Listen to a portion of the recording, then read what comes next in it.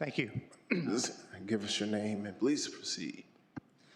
Yes, my name is Ted Dabrowski from Wirepoints, and thank you all for allowing me to be here and talk about an issue that we're all passionate about, which is education. My colleague John Klingner is also here. John is the one that knows where all the numbers are, and I'm just the communicator here.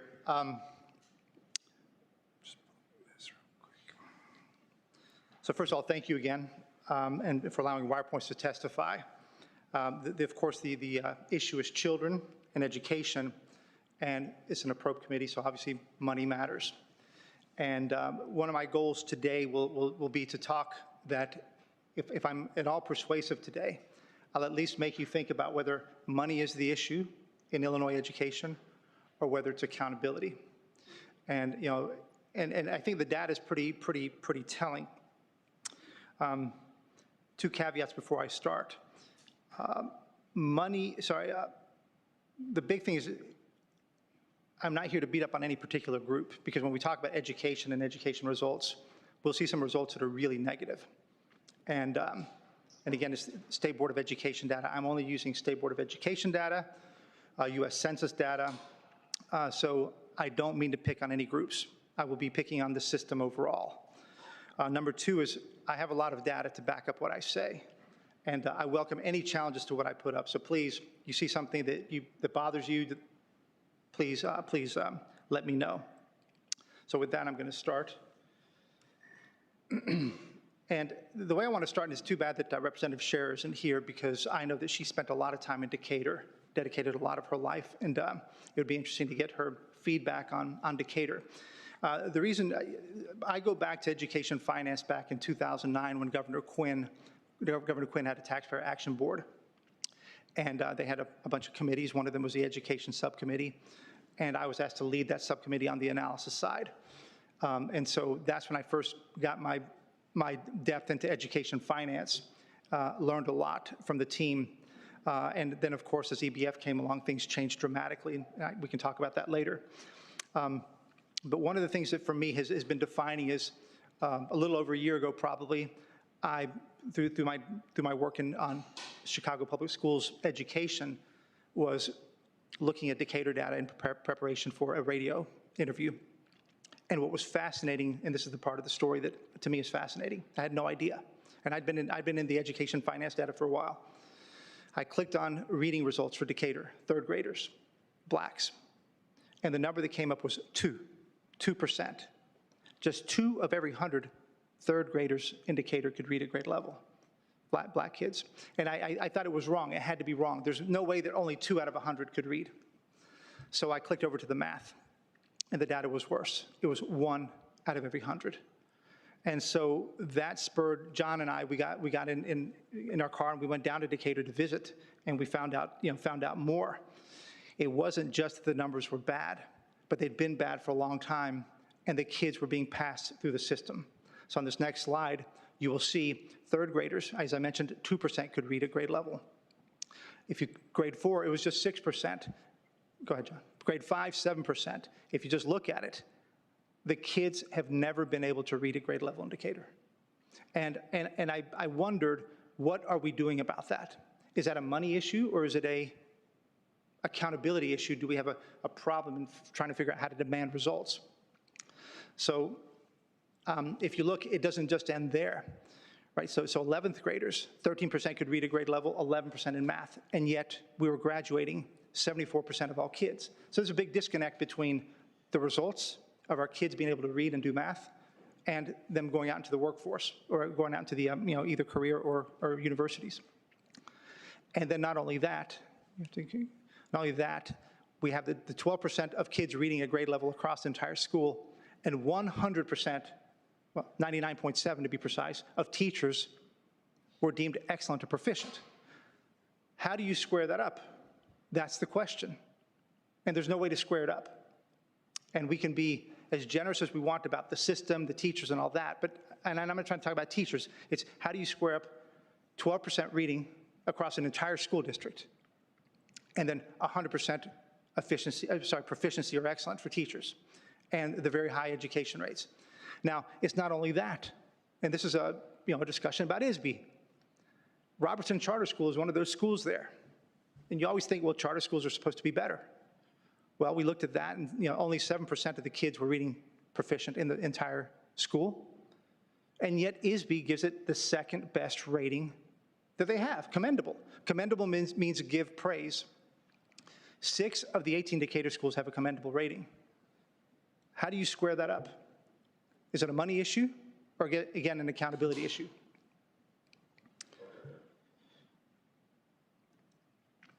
Now, it wasn't just in Decatur. We looked at the numbers.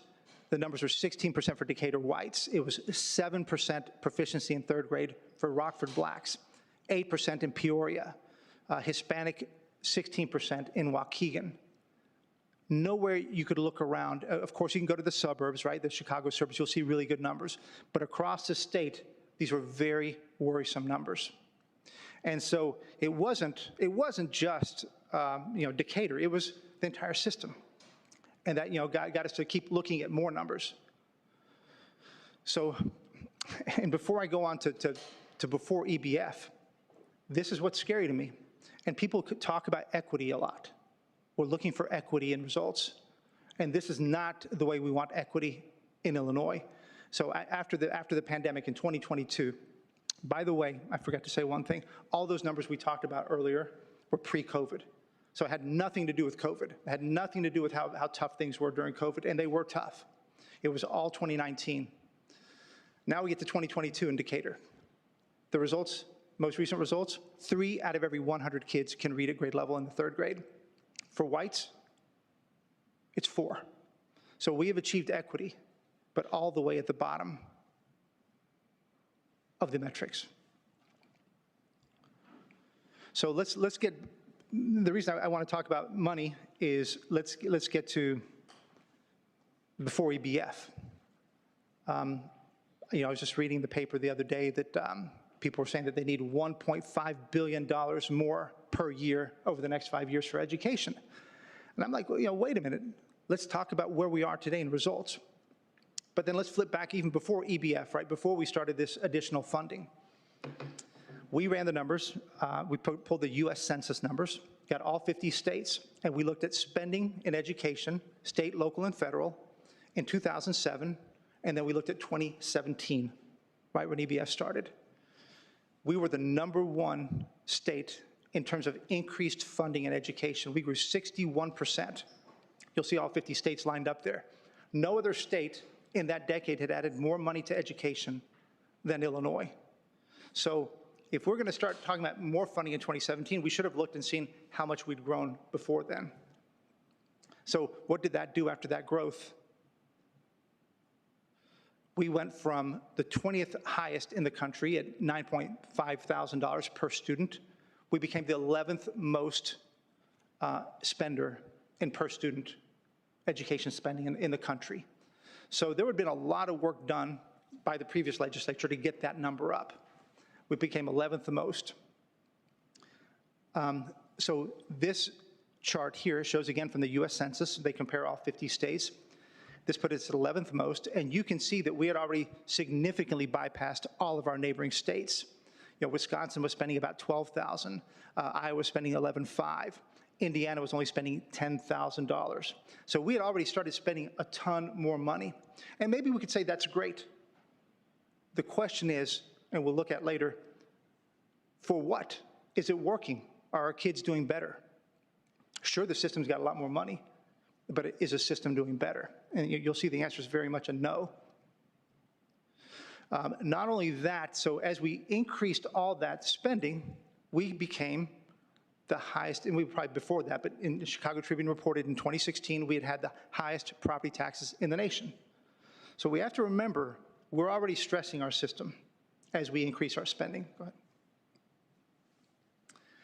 Not only that, in that big period prior to the EBF passing, we had really ballooned our staffing. And this is work done by Ed Choice. Ed Choice is a big proponent of school choice, so there may be some grumbling about whether their data is whatever. But the point here is that if you look at student growth, it was only 11%. Teacher growth in that whole 23-year period, 20%. Admin and other staff, And if we were to spend a good bit of time here today talking about that, we'd see how that staffing number has surged and how the cost has surged, 49%. So you have to consider, before EBF, we had grown spending, we'd grown our staffing. Let's see what happens after that. So how did we do on execution? Well, let's start by seeing where we are today. You know, after EBF and a few years of EBF, we are now spending over $17,000, almost $7,000 more than Indiana per student. Again, this is U.S. Census data, state, local, and federal. We are spending $7,000 more than Indiana. And if you look further down to the right of your chart, you'll see Florida, even lower, right? Florida's a state we all like to pick on. Well, they're spending even less than $10,000. So after all that, we also ran one additional thing that I know is important to everybody. We ran how much the Tier 1 school districts in Illinois spend, because that's the one we're most worried about, right? Well, if you strip CPS from the Tier 1 and just calculate based on the U.S. Census data how much we spend on the Tier 1 schools, we spend more in our Tier 1 schools than what every other state spends on average. My point here is to show is that we've got a lot of money coming into education. And my point is that we should put our eyes on outcomes. One quick thing to compare, since I mentioned Indiana and Florida. I think we skipped one slide, John? Yep, go up one. Okay. Even though we spend so much more money than Indiana and Florida, if you look at fourth grade NAEP scores, they're effectively the same, or sometimes better. If I were to add to eighth grade, Florida doesn't do as well as we do, but overall, we're spending $7,000 more than a Florida and Indiana, or $6,000 more, and yet we're getting about the same results, or slightly worse in some cases. So the question is, where's that money going and how's it being spent? Because it isn't showing up in the NAEP results. Instead, here's where we are. And I think this is the sad part of the story for me. And all of us, I think, here are champions for kids. And we'd have to change what we do if we really want to champion them. So I've been telling people, here's how they need to remember. If they're trying to remember numbers in Illinois, there's 4 numbers you have to remember: 1, 2, 3, and 4. Number 1 is across the state, only 1 out of every 10 black students can read at grade level. And that's a sad statement. Only 2 out of every Hispanic students can read at grade level. On average across the state, the number's 3. 3 out of every 10 students can read at grade level. And for whites, it's 4 out of 10. Now we could flip that whole chart backwards and say 9 out of every 10 black children can't read at grade level. 8 out of every 10 Hispanic kids can't read at grade level. It's not where we want to be. We got a lot of national attention recently, and well, we found, as John and I go through the numbers, we see, wow, there's a bunch of schools, not only that it's just like 1 out of 10 can read, it's like there were 0 kids who could read at grade level. There were 30 schools in Illinois where 0 kids could read at grade level. There were 53 schools in Illinois where not a single student could do math at grade level. And we should be jumping up and down about that and trying to help and trying to solve the problem.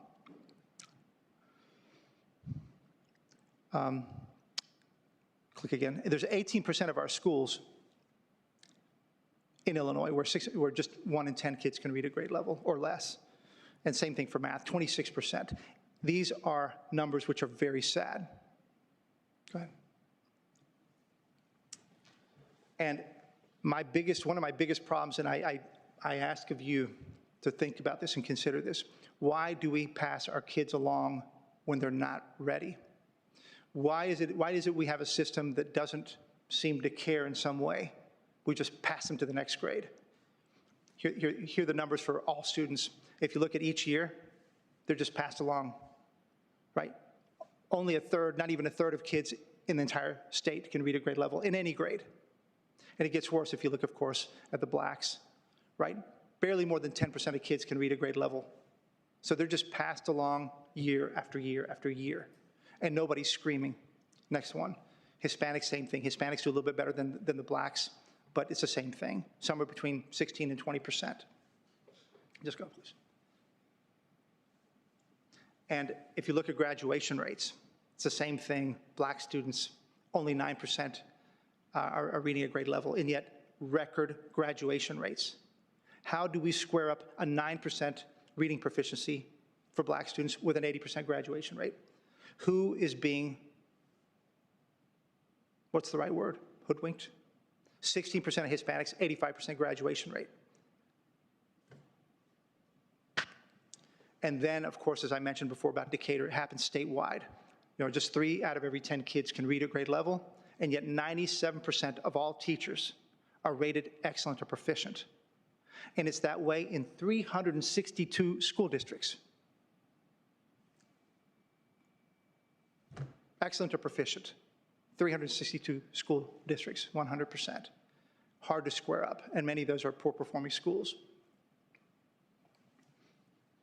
Now, another big issue I mentioned in Decatur is the commendable, these ratings that ISB is giving school districts, right? So you've got a place like Round Lake, 4% of kids can read at grade level. It gets a commendable rating from ISB. Julia and Lathrop Elementary School, 2.5% of kids reading at grade level, a commendable rating. Edna Rollins, 2%, a commendable rating. 700 schools where 20% of fewer kids can read at grade level get a commendable rating. And, I mentioned that list of 0 kids can read at grade level. Well, ISB gives Sandoval Senior High School down there by Belleville, down that way, a commendable rating. It's hard for me to understand how things work. There's a lot of talk about teacher shortages, principal shortages.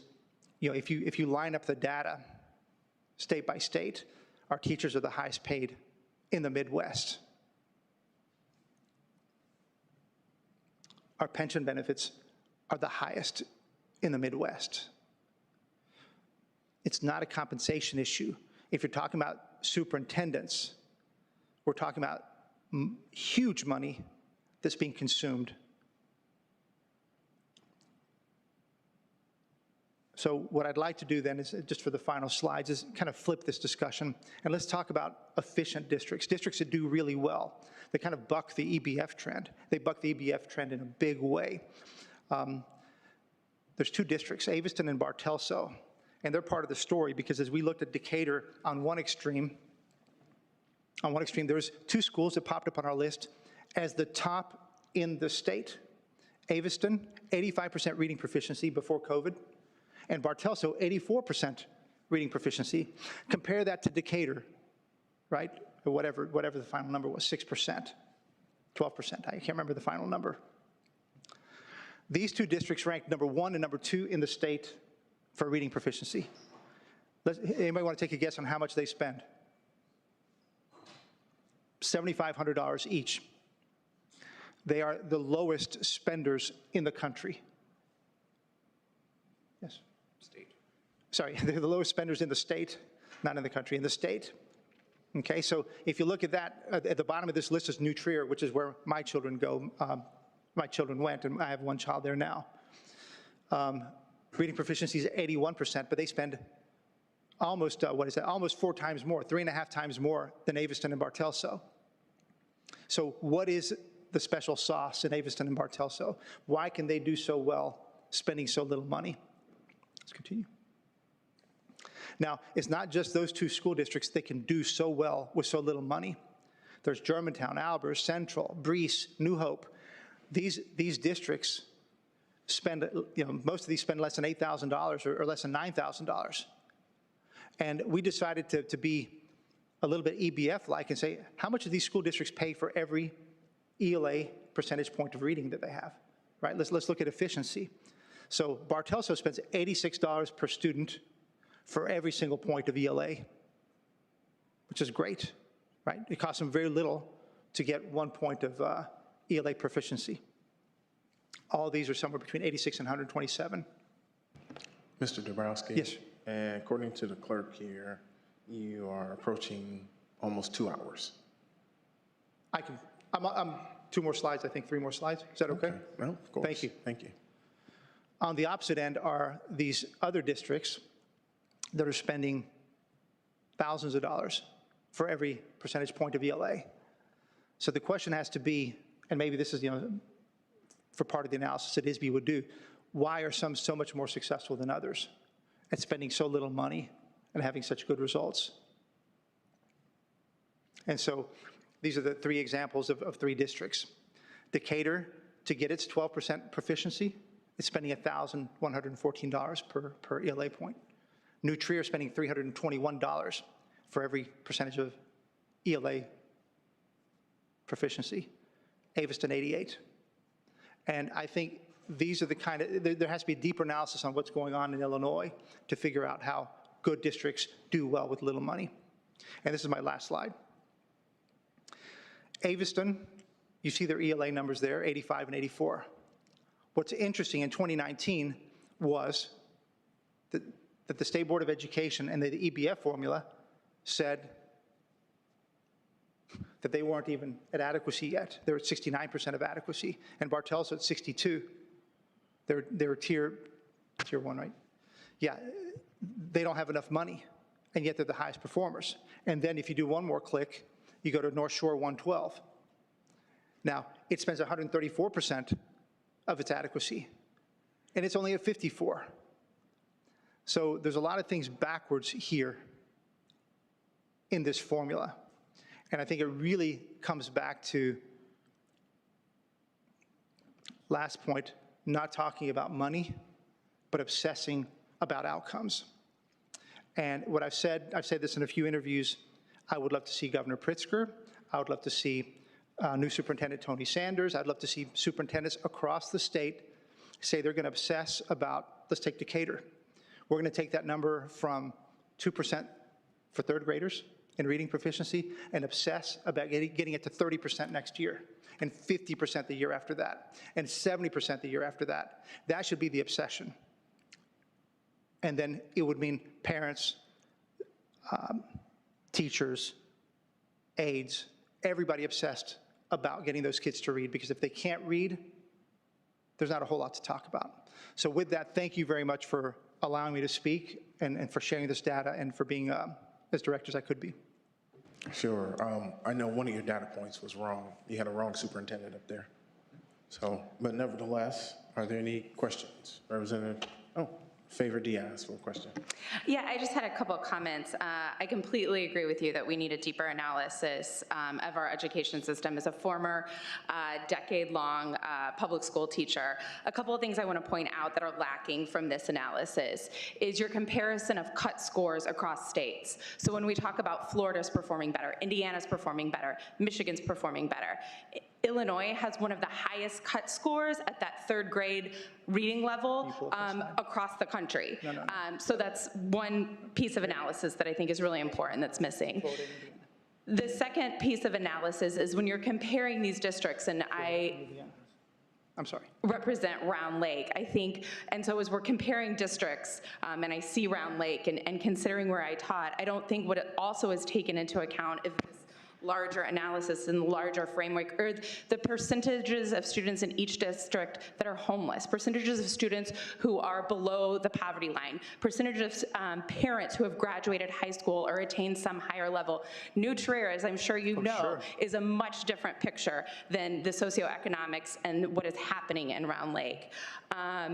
So yeah, I think we absolutely, and if we're talking about a deeper analysis and we're talking about outcomes, I think it's a bigger picture than just test scores that are not even comparable across states. Yes, may I respond? Thank you. Now, I appreciate those comments, and there's nothing for me to disagree with you on. I do want to point to one thing, though.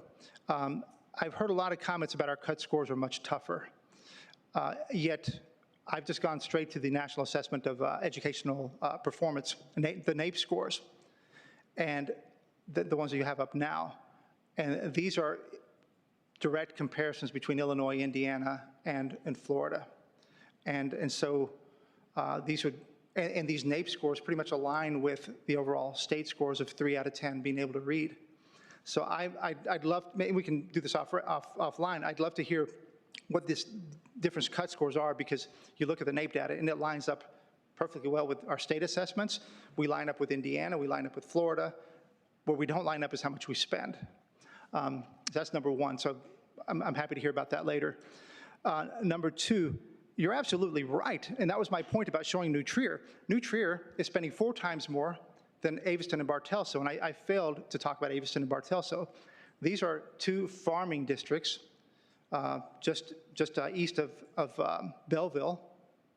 You get there, you drive up to the Aveston school, you're not in New Trier, you're not in the North Shore. Humble, hardworking folks. They're the ones spending $7,500.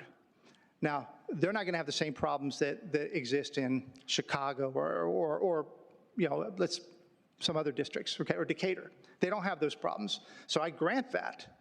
My only point is, why the heck then, let's compare New Trier and Aveston.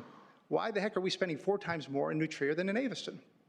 Why is the state paying the pensions of the New Trier superintendents and their whole staff? Why do we take, that's a really regressive thing, why do we take state income taxes and then turn around and pay, there's 6 feeder districts within the New Trier high school boundary. Why the heck are we paying 7 superintendents, super nice pensions, and taking that money from all the other communities? Doesn't make sense. So there's a whole bunch of stuff that I agree with you on, but we'll keep it short for now. Thank you. Representative Hirschhauer for a question. Thank you. When you were collecting this data, how much time did you spend in 3rd grade classrooms? Because we talked a lot about 3rd grade reading proficiency. So how much time did you all spend in classrooms observing outcomes? We didn't. So we're looking at these really one-dimensional numbers, I think, which is not fair to teachers. It's not fair to students. As a teacher, you measure outcomes individually where students start. Many students are starting as second language learners. Their growth in 3rd grade is going to look a lot different than an English speaker. You know, as my colleague said, there's just so many factors lacking from this data that make it difficult for me to listen with an open mind, because it's really one-dimensional and not fair to the work that these districts are doing. You singled out some districts that are incredibly diverse. You know, not in my district, but schools in the city of Aurora have a much different population. I guess I'm belaboring the point that we've already talked about. But if we're going to take a deep dive into outcomes, I would like to see you all take a deep dive into our classrooms to see what is really going on. I would love to spend more time in classrooms, and that's why we went down to Decatur. I would just respectfully disagree with you, and not in your assessment about things are tough. My big issue is, how do you have Mount Vernon with 0 kids reading at grade level? How do you have Decatur with a 2% year after year after year after year? And that's all I'm saying. And it's on all of us to jump up and scream. And these aren't my kids. They're not your kids. These are kids who are going to go out. They're supposed to be part of the Decatur workforce. And when they graduate, with most of them not being able to read, are we supposed to ignore it? And I'm not. That's why I said I'm not trying to hit teachers. I'm trying to get us excited about fixing things. And I try to say I'm not trying to hit people, but you got to look at the data. And the data is crystal clear on many of these things. And if you look at how they're passed along each year, I'm sorry, and I'm not to you, we're ignoring the problem. Or have low expectations and say it's just okay, right? And I don't think anybody wants to say that. But if you look at the data coldly, and it deserves to be looked at coldly, and by the way, these aren't my metrics. These are the metrics that ISB reports. So I don't want to be shot as the messenger, because ISB is the one that chooses it. You collectively choose who are the leaders of the leader of ISB. You guys collectively choose a lot of what happens and what's measured. So if you don't like the assessments, then change them, right? But we can't sit around and pretend that these numbers are okay. And I'm not saying you guys are pretending they're okay. Let me say it differently. We can't sit around and somehow justify them. That's my point.